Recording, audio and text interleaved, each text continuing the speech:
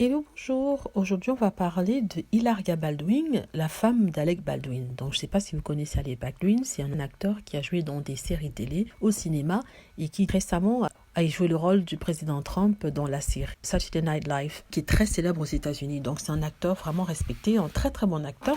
Il est marié à Hilaria depuis un certain temps, depuis 7 ans, et il y a une petite controverse aux États-Unis quant à l'identité d'Hilaria. Je m'explique. Hilaria, quand on l'a connue, on l'a crue être espagnole. D'ailleurs, son agence même de communication avait écrit sur son CV qu'elle était née à Majorque, qu'elle était de Majorque, et elle, dans certaines interviews, avait dit qu'elle était venue à 19 ans aux États-Unis. Donc quand elle parlait avec un accent assez distinct, un accent espagnol, en tout cas pas un accent américain. Donc qu'est-ce qui se passe alors? Il se passe qu'une personne sur Internet aurait envoyé un tweet en disant que voilà, Hilaria se fait passer pour ce qu'elle n'est pas. Elle se fait passer pour une personne qui est née à Majorque, alors que en fait elle est née aux États-Unis, à Boston, de 2 parents américains, et que ce n'est que quand elle a eu 18 ans qu'elle est allée faire 2 ou 3 ans en Espagne. Et il accuse de se faire passer pour une Espagnole, une Latina, et que son problème d'identité serait tellement profond que quand elle parle avec un accent. Quand elle s'est mariée en tenue de flamenco, et elle a donné des noms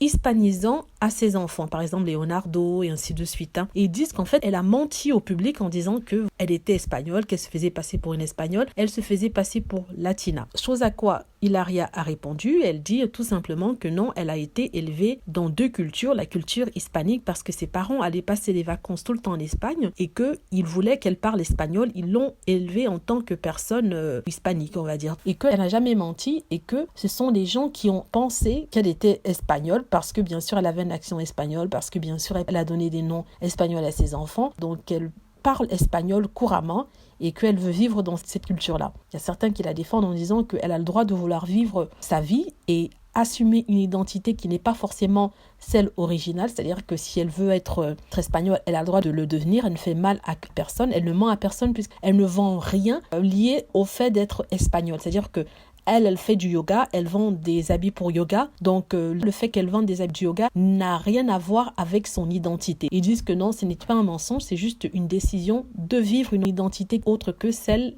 avec laquelle elle est née. Donc, qu'est-ce que j'en pense? Je trouve que c'est dommage qu'elle n'assume pas sa propre identité. Il y a des personnes comme ça qui aimeraient être autre chose qu'elles ne sont. Dans le showbiz, il y a plein de personnes qui se font passer pour ce qu'elles ne sont pas, mais tout le monde le sait, tout le monde sait qu'elles ne sont pas ça, mais personne ne dit rien et ça fonctionne bien pour elles. Même en France, il y a des chanteurs qui sont métissés et qui ne l'avouent pas, qui ne le disent pas. Sincèrement, je ne trouve pas qu'il y a mort d'homme. Elle n'a pas fait quelque chose de mal. C'est vrai que c'est étonnant de voir une personne vouloir absolument être espagnole au point de changer son accent. C'est à s'y méprendre. C'est vrai, quand on l'entend, vraiment, on se dit soit elle vient d'Espagne, soit elle vient d'un pays latino. Tellement elle a adopté certains accents et elle a complètement adopté la culture hispanique. Mais bon, c'est son choix. On est dans un pays libre. Si les gens peuvent se sentir d'un autre sexe et vouloir devenir homme alors qu'à la base ils étaient des femmes, ou alors à l'inverse, je vois pas pourquoi le transculture ne peut pas être possible. Ce sont des choses qui arrivent. De toute façon, ils essaient de la ridiculiser, surtout son mari qui a été un fervent critique de Trump. Donc aux États-Unis, on ne le lâche pas. Donc tout le monde se moque de lui en disant regarde, tu as passé ton temps à te moquer de Trump et maintenant tu vis avec quelqu'un qui se fait passer pour quelqu'un d'autre. Voilà, mais bon, comme on dit, chacun sa vie, chacun ses problèmes. De toute façon, il vit toujours aussi bien dans son bel appartement de Madison Avenue, qui est un quartier huppé. Donc, je crois que ça passera. Voilà, j'espère que vous avez aimé la vidéo. Dites-moi ce que vous en pensez. Si vous avez aimé la vidéo, n'hésitez pas à cliquer sur like, à vous abonner pour plus de vidéos et à cliquer sur la petite cloche afin d'être averti lorsque je poste une nouvelle vidéo. Merci.